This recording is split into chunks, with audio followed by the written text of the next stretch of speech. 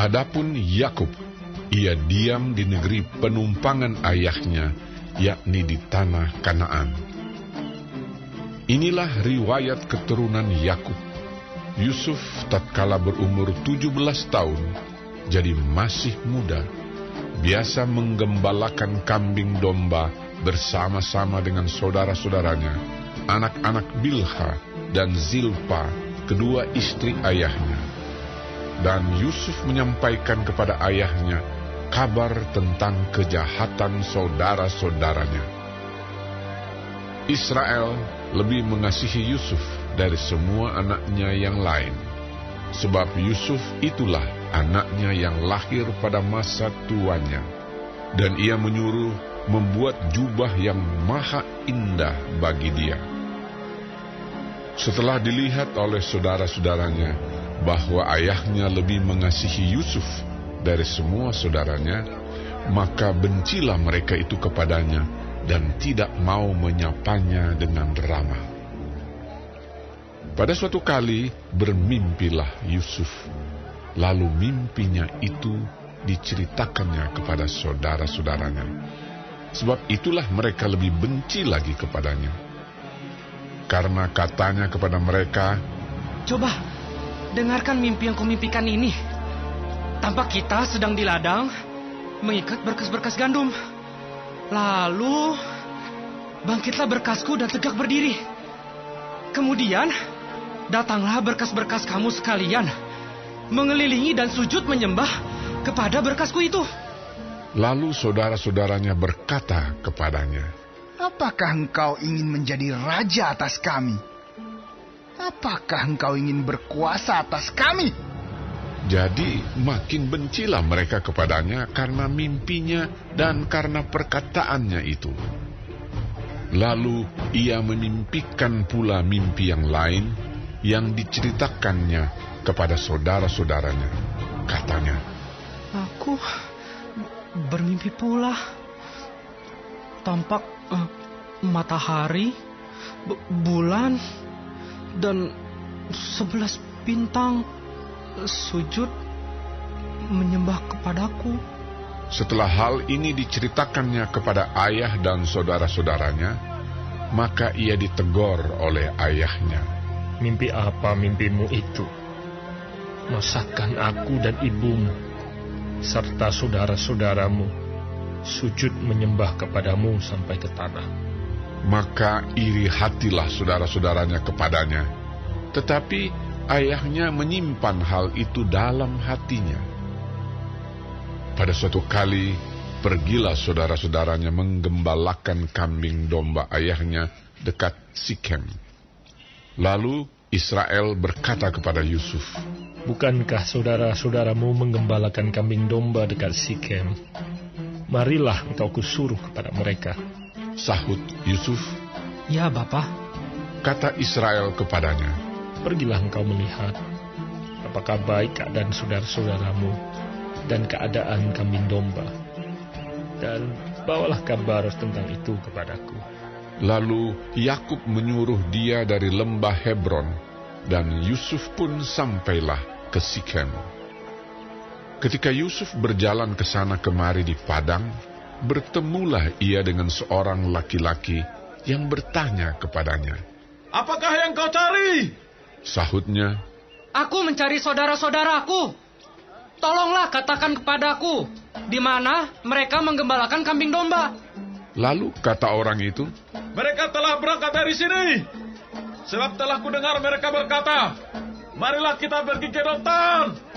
Maka Yusuf menyusul saudara-saudaranya itu dan didapatinyalah mereka di Dotan. Dari jauh ia telah kelihatan kepada mereka. Tetapi sebelum ia dekat pada mereka, mereka telah bermufakat mencari daya upaya untuk membunuhnya. Kata mereka seorang kepada yang lain, "Lihat, tukang mimpi kita itu datang.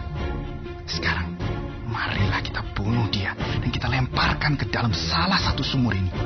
Lalu kita katakan, seekor binatang buas telah menerkamnya. Dan kita akan lihat nanti bagaimana jadinya mimpinya itu." Ketika Ruben mendengar hal ini, ia ingin melepaskan Yusuf dari tangan mereka. Sebab itu katanya, "Janganlah kita bunuh dia." Lagi kata Ruben kepada mereka, "Janganlah tumpahkan darah. Lemparkanlah dia ke dalam sumur yang ada di padang gurun ini. Tetapi janganlah apa-apakan dia." Maksudnya hendak melepaskan Yusuf dari tangan mereka dan membawanya kembali kepada ayahnya. Baru saja Yusuf sampai kepada saudara-saudaranya, mereka pun menanggalkan jubah Yusuf, jubah maha indah yang dipakainya itu. Dan mereka membawa dia dan melemparkan dia ke dalam sumur. Sumur itu kosong, tidak berair. Kemudian duduklah mereka untuk makan. Ketika mereka mengangkat muka, kelihatanlah kepada mereka suatu kafilah orang Ismail datang dari Gilead dengan untanya yang membawa damar, balsam, dan damar ladang dalam perjalanannya mengangkut barang-barang itu ke Mesir. Lalu kata Yehuda kepada saudara-saudaranya itu, "Apakah untungnya kalau kita membunuh adik kita itu dan menyembunyikan darahnya? Marilah kita jual dia kepada orang Ismail ini. Tetapi janganlah kita apa-apakan dia, karena ia saudara kita, darah daging kita." Dan saudara-saudaranya mendengarkan perkataannya itu. Ketika ada saudagar-saudagar Midian lewat, Yusuf diangkat ke atas dari dalam sumur itu, kemudian dijual kepada orang Ismail itu dengan harga 20 shikal perak. Lalu Yusuf dibawa mereka ke Mesir. Ketika Ruben kembali ke sumur itu, ternyata Yusuf tidak ada lagi di dalamnya. Lalu dikoyakkannyalah lah bajunya, dan kembalilah ia kepada saudara-saudaranya. Katanya, "Anak itu tidak ada lagi. Kemanakah aku ini?" Kemudian mereka mengambil jubah Yusuf dan menyembelih seekor kambing, lalu mencelupkan jubah itu ke dalam darahnya. Jubah maha indah itu mereka suruh antarkan kepada ayah mereka dengan pesan, "Ini kami dapati. Silakanlah Bapak periksa. Apakah jubah ini milik anak Bapak atau tidak?" Ketika Yakub memeriksa jubah itu, ia berkata, "Ini jubah anakku. Binatang buas telah memakannya.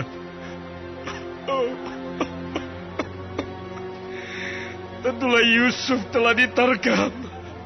Dan Yakub mengoyakkan jubahnya, lalu mengenakan kain kabung pada pinggangnya, dan berkabunglah ia berhari-hari lamanya karena anaknya itu. Sekalian anaknya laki-laki dan perempuan berusaha menghiburkan dia, tetapi ia menolak dihiburkan, serta katanya, "Tidak, aku akan berkabung sampai aku turun mendapatkan anakku ke dalam dunia orang mati." Demikianlah Yusuf ditangisi oleh ayahnya. Adapun Yusuf, ia dijual oleh orang Midian itu ke Mesir, kepada Potifar, seorang pegawai istana Fir'aun, kepala pengawal raja.